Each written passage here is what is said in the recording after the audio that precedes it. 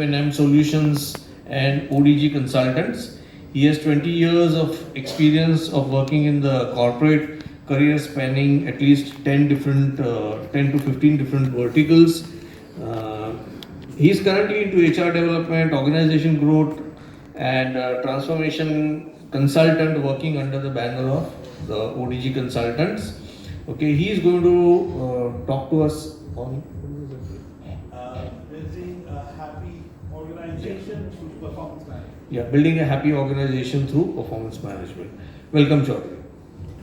Thank you.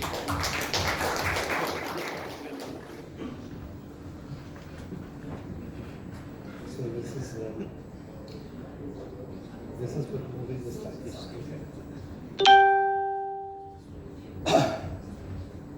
Good afternoon, ladies and gentlemen. Thank you very much for being here, in spite of the fact that this is the post-lunch hour, and usually this is actually a time when a lot of people generally tune out. So I'm very happy that we have a full room over here. It's always a bit intimidating speaking in front of all experts. I mean, it's usually a lot easier and nicer and more safer to speak to an audience which are comprised of, let's say, much more junior people, in the sense like much more in the incipient stages of their career, as we do most of the time when we are conducting our workshops. But over here, it's actually everyone is master. So this is actually not a session where anyone can come and say anything like a teacher. This is just a knowledge exchange and just a sharing of thoughts.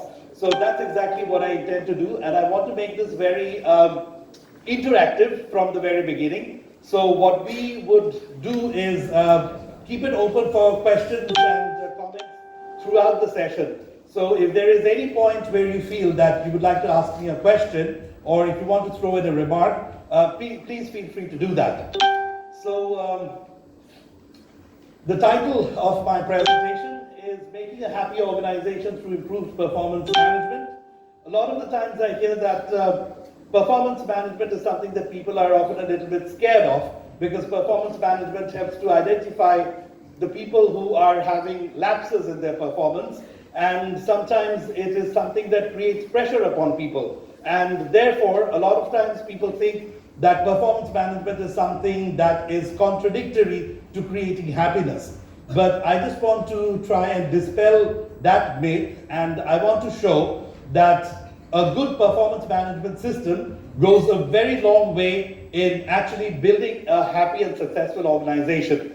So that's basically the premise that on which my presentation will be based.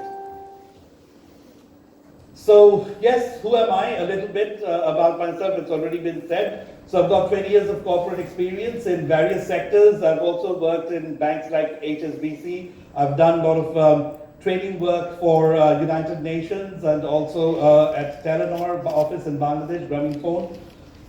So I've done a lot of trainings, and I'm also involved with media. I have a television program, which is a very interactive talk show with a large audience on various kinds of topics. I am a columnist as well, a Rotarian. I was with the Junior Chamber, and I've been at the awards over here, the HRD Congress 3 times. This is my 3rd time. So there was one, of course, not here, but in Singapore. So this is my 4th time. So I've had 3 earlier awards and speaking experiences here at the World HRD Congress. This is just like a quick glance of organizations that I've worked with and where I've been a consultant. So as I was saying at the very beginning, that there is no right or wrong. We all have our ways of dealing with people and situations. We can disagree on the methods as long as we want to reach the same goal. We will keep the conversation interactive, and there's a lot of time constraints, so it's unfortunate that we won't be able to delve too much into the depth of anything, but we can always try and skim over the surface of most of the subjects. So we'll begin with 3 questions. What is a happy organization? What do you see happen in a happy organization? What is performance management, and how are the two related? So, okay, we can just have a little interaction right at this stage. What would you call a happy organization? What, in your definition, is a happy organization? What are the symptoms of a happy organization? Very quickly. People are nurtured. Right, very good. And a couple of other things. Engaged. People are engaged, people are nurtured. Can we have a couple of more symptoms? Positivity in the employees. Positivity in the employees, High excellent. customer satisfaction scores, because happy organization brings happy customers. Happier, that's very good, definitely. So, of course, when people within the organization are doing well and they're happy, then they actually transmit that happiness onto their clientele as well. Excellent. Maybe one or two and then we move on. Financial report. Pardon? Good financial report. Profitability. Excellent. Can we have a small round of applause? Yes, because it actually, when people are happy, a lot of times this connection is missed. That when people are happy, it's not just because owners often think that, okay, I'm going to invest in making people happy. What do I get out of it? We need the owners to understand that you will actually be the happiest. Because when people are happy, they perform a lot better. And when they perform a lot better, your bottom line actually becomes big. So that is the connection that we need to try and explain. What is performance management? It's not just appraisal. What is performance management? So definitely the most obvious answer would be the appraisal system, the scorecard, but actually it goes considerably beyond that. So what would you say is performance management, if I can have a little interaction on this? Beyond just the scorecard and the appraisal, how would you define performance management? Reward meritocracy. Rewarding meritocracy, exactly. Finding out the people who are doing well and recognizing them, rewarding them. And what else? It's an ongoing process to evaluate, not evaluate, but measure how the things are going when we talk about aligning towards the goals. True, definitely. We are talking about aligning the people of the workforce to the organizational goals. And maybe one more thought. Process to provide development feedback. Yes, definitely, exactly. A lot of times people believe, and these are things that I'm going to quickly cover over here as well. A lot of times people think that performance management is only about fault finding or rewarding. But it's not just that, it goes beyond that. It's managing the performance. It's not just identifying the performance. It means that we also talk about cultivating the talent and the skill level of the people in the organization as well. Thank you, madam. So basically, these are some of the concepts that we will be talking about, and hopefully we will be able to have quite an extensive discussion within the time constraint. So here we have the question of what is a happy organization? What do you see in a happy organization? Definitely there can be a lot more other things that can be written, but I tried to compress it into a few basic points. One where employees enjoy coming to work and look forward to the next day and want to be in the office, like a clear manifestation. Most of the time we always see in movies, in jokes, in cartoons, in memes or memes. I guess it's called memes. So in Facebook we always see all these jokes that, oh, it's Monday, so people are dragging themselves to work. That is the stereotype. If we can create an organization where that is not happening, is when we can say that it's a happy organization. People want to go to work. We need to be able to create that. So it's an organization where employees feel empowered and authorized, and they feel a sense of ownership and responsibility and loyalty. Because a lot of the times people feel that, okay, I'm just here to deliver on a certain number of responsibilities, and I'm just going to do that much. They often do not feel the urge to go beyond that set job description because they feel that they don't really gain anything extra out of doing that. So an organization which can break that mindset and can convince people that you have to go that extra mile in order to do a little extra, because the organization will also do a little bit extra for you, is an organization where people will be happy and the organization will be a happy one. It's an organization where employees will go out of their way to protect the company interest if they see something going wrong. So these are like the manifested symptoms that you see in an organization which is happy.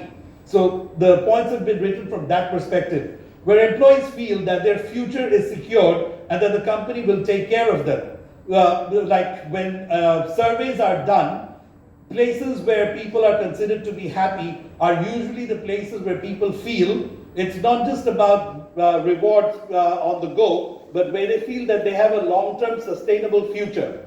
where they feel a high sense of motivation and drive, where they feel their ideas are valued, and where they can apply their thoughts and creativity, and where employees will grow and feel recognized, rewarded, and appreciated. This second last point is actually very important, and this is actually a very important ingredient of creating a happy organization. Making people feel that they have value, that they add value to the organization, that their thoughts matter.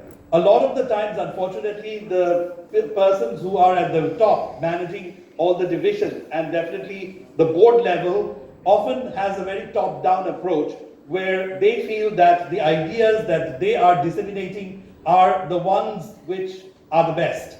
But what happens is actually a lot of good ideas are there in the lower stratas of the organization which need to be cultivated, and there has to be an avenue for that to be ventilated up to the top. So when that happens, and when there is at least a mechanism for the more junior employees to voice their ideas, and if some of those ideas are at least sometimes incorporated, it creates a much more happier sense of well-being within the people. It's not just about having fun games and parties and motivational nights only. It's about creating a sense of satisfaction and adding value to the organization where I am. So where employees will grow and feel recognized and rewarded and appreciated, so that's more or less has been covered. So what kind of an organization can have all these things happening in here? So basically, here is a list of things that I felt sort of like the ingredients of the organization, which can have the manifestation that we had in the previous slide. One that has very good rewards, recognitions, and incentives. Like these are the things that if you have these things, then that will translate into the results you saw in the earlier slide. One with a lot of motivation and perks along with higher pay. One with good senior management and good bosses. See, there's a saying that always says that people do not leave organizations, they leave bosses. So the idea is that you need to create good bosses as well within the company. Everyone at every level has got to be a good boss, not just a good employee and a good deliverer of responsibilities, but they have to be a good boss over their team members and subordinates. One with good office environment and less politics. This is one of the major causes of unhappiness within any organization, that office politics. An organization with good management practices and policies, and an organization that is growing and successful.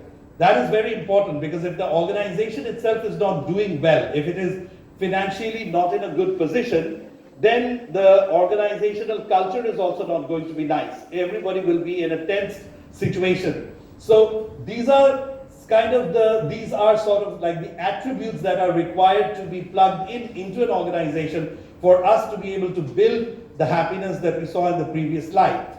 Now, what I would like just to make it a little bit more interactive is to bring out some ideas and some thoughts and some experiences from you where you can say something that relates with these points over here. Like, I would like to hear from you an example from your own experiences or experiences of people that you know, where you know that because of organizational politics, let's say, the organization has ultimately suffered a lot and a lot of good people have left or something. I mean, is there, without maybe giving a name, can you share a real life example? Can I have someone sharing a real life example? Anyone? You don't have to mention the name of the organization. Okay, I'll give you an example. Basically, one of the companies that's kind of like it's within my client list. So it's good that I removed the list of the clients. But there was this one organization where the people, when I went there and when I started discussing the dynamics within the company, one division versus another division, what their thoughts are, relationships are, transactions are, we found that because of some very flimsy personal issues, the division heads were always clashing with one another, to the extent that they completely lost sight of the higher goal and they were always clashing with one another, and they were not extending the required cooperation, and ultimately the company was suffering. The people within those departments were suffering, and eventually, they were having huge retention problem. People were leaving. There were instances where division heads, like vice president of certain department, was calling junior managers and actually telling them that we are going to depose the CEO. And you've got to either be with us or against us. Directly they were actually talking like that. And we have the bigger group, and if you're not going to support, then you're going to fall into trouble.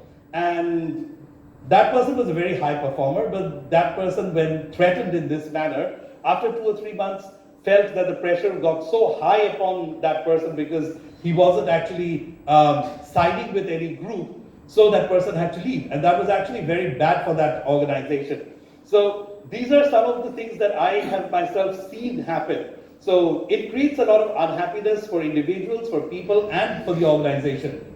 Similarly, there are stories that we can talk about for all of these things, but one other example that I want to talk about, that it's not just about motivation, perks, and higher pay. It's also about rewards, recognitions, because it's not just about always giving a little bit of bonus or commission. How important do you think is reward and recognition? Can I have a little bit of interaction on that? How important do you feel is it for psychologically rewarding a person and making the person feel recognized beyond just giving incentives and prizes and bonuses? Would anyone like to contribute? That's the key. That's the key. Very true, because money will only go to rewarding, making a person feel motivated up to a certain extent. But if that person is given like a platform or recognition, then they perform a lot better. Can you share any example, like someone that after giving some sort of a personal, like a recognition, started performing even better, or any example that you can give from your experiences? There are plenty actually. See what we did in one of the organizations. The HR leader sent out personal letters to the family members. Wow. Saying, thank you very much. Well, he or she has been spending 8 to 9 hours in the organization. So he or she has very little time to spend with the family. So thank you for understanding. So what happened is, once the person went back home, he had the family waiting. Right. Excited. They came back and narrated their stories back in the office. So it was the environment suddenly, the next day or maybe within the week, it was all Everybody all pepped up. This is just one example. I True. have several such examples that we have initiated.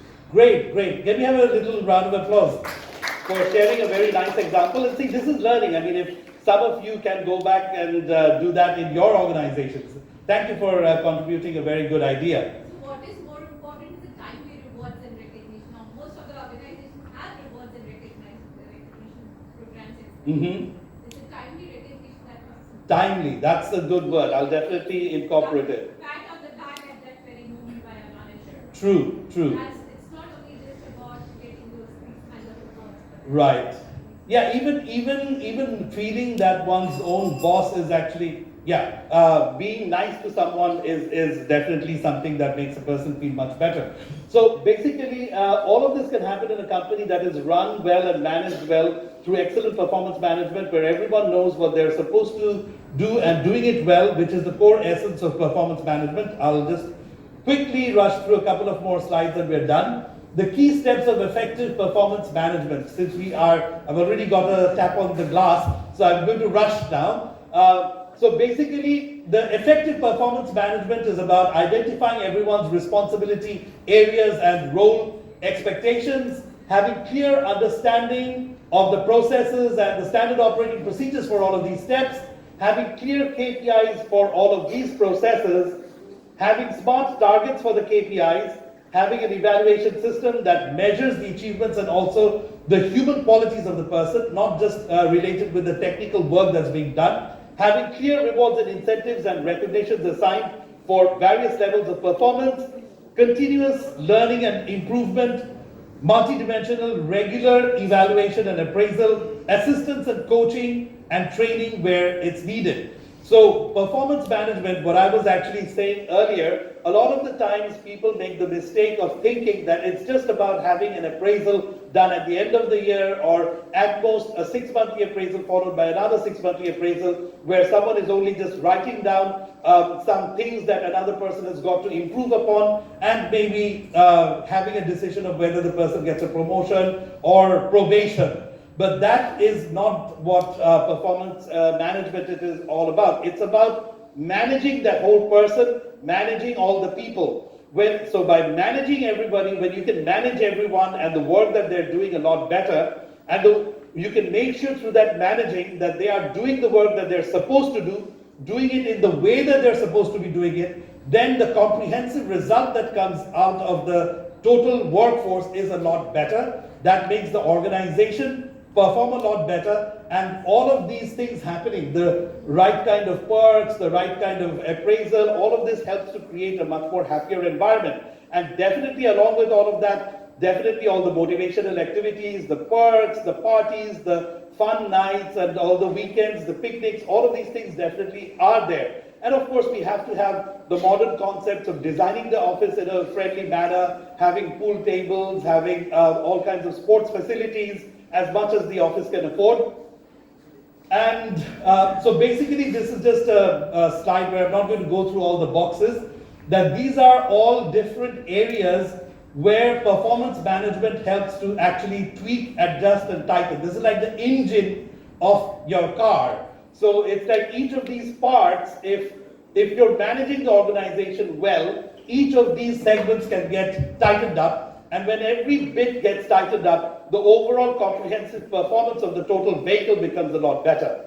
And so I can just mention some of them quickly. It's like planning, methodology, environmental consciousness, organizational culture, employee dedication, motivation. All of these sides need to be worked on and tweaked, and all of this can be done through an improved performance management system. So yeah, you can take pictures of the slides, and it's available, I think. So the conclusion is, so let us manage companies and people better and help them grow and thrive. And through that, we'll be in a position as well to invest more in people and thereby make the organization happier. And that in turn will lead to more growth and success. So that is basically the core message that I wanted to convey. That performance management is not just about doing an appraisal. Performance management is about managing the life of every individual in that organization, making sure that they know what they're supposed to do, how they're supposed to do it, making sure that they do it well and they get rewarded for it. And when everybody is doing well and getting rewarded, they automatically become happier. And then when they become happier, they perform better. So the organization performs a lot better. And as a result of that, the organization will have more funds with which they can invest on people development even more. So it's actually a cycle that is set into motion, a happiness cycle when you manage performance better. So I guess, can we have a little bit of time for question answer? So I think we've already had a little bit of interaction, but if there is still any other questions that you would like to ask, I'm here. Any comments that you'd like to throw, any contradictions, disagreement?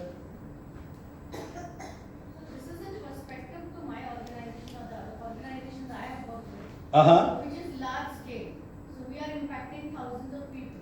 Right. I honestly am being a little candid. When we look at performance management, it has become very objective. We are measuring for all our parameters, our numbers, and things which you can measure. But since the theme of the day is happiness, my question to you would be, if you could guide us, leaders, LMD leaders, how do you actually measure happiness? Okay. So large scale organization like that. And okay. Also softer aspects of performance. Okay. For example, a person might be performing very high on numbers, Mm-hmm. but I am not aware, sitting in Mumbai, in a distant location, how his soft skill, behavioral skills are, if you know what I mean. I know exactly what you mean, because this is a challenge we've faced a lot. I'm going to give your answer very concisely. Basically, what happens is what we need to adopt is like a 360-degree approach, that's basically the term that we use. The thing that we need to do is, for example, if we want to test a person's ability as a leader, leadership quality, then we need to have at least two of the persons who are junior to that person that you're evaluating. We need to evaluate that person. We need to, they will need to evaluate that person in question on the leadership criteria, on some leadership criteria. There will have to be some evaluation done by peers, definitely by their bosses, and if possible, by some of external people who are actually interacting with that person. Like for example, if that person is having to deal with customers, then we can actually reach out to a couple of customers and have some feedback about that person's behavior. We can, if that person is in the supply chain, we can talk to a few suppliers and find out how this person is behaving. So it may seem that how do we do that for every individual, but trust me, if you develop it as a system, it will happen. It can be done. It's just a question of scaling it out. But basically, when you measure people in terms of all their behavioral aspects from the people, if you measure it from the perspective of the people who they are having those interactions with, then you're going to get a reasonably good idea on how this person is performing on the softer skills. On the other perspective that you said, how do you measure happiness? One of the things, the very first slide is some of those attributes that you saw, you need to translate that into questions and then have a numerical score on that. Like, how eager do you feel about coming to work? Score yourself on 1 to 10. How eager do you feel about, if you can come up with some questions that give you answers and assessment of whether those attributes are present and to what extent they're present, then actually you can get a numerical assessment of the happiness level in an organization, no matter how big it is. So as we were running a little bit low on time, I hope I was able to give more or less a reasonable answer for that. That's kind of the way that we practice it in pretty large organizations and some of the companies that I've been heading the HR for, and also later on where I consulted. Maybe any other last question? So maybe what you can do is, since you've already given an example, Uh-huh. that is what you have either done or seen in an organization. Uh-huh. Why don't you share those best practices to the entire group? We will also experience it.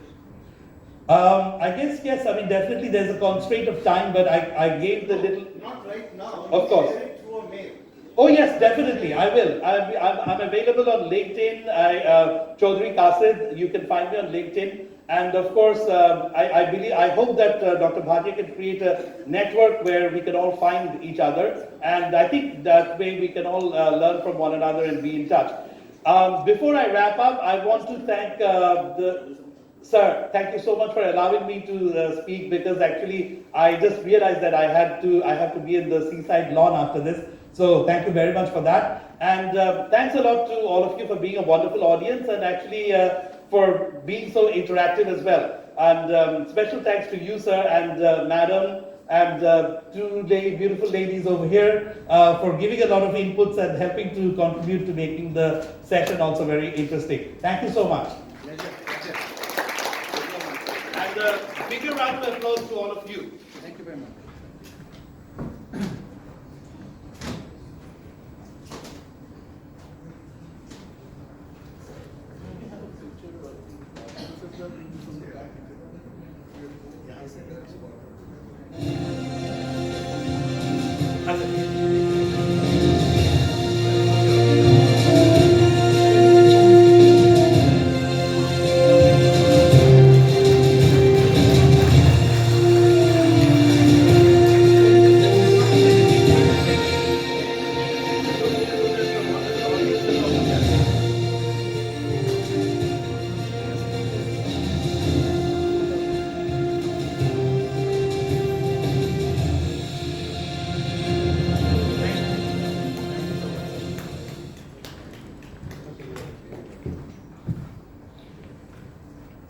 Before I call Sampat Kumar,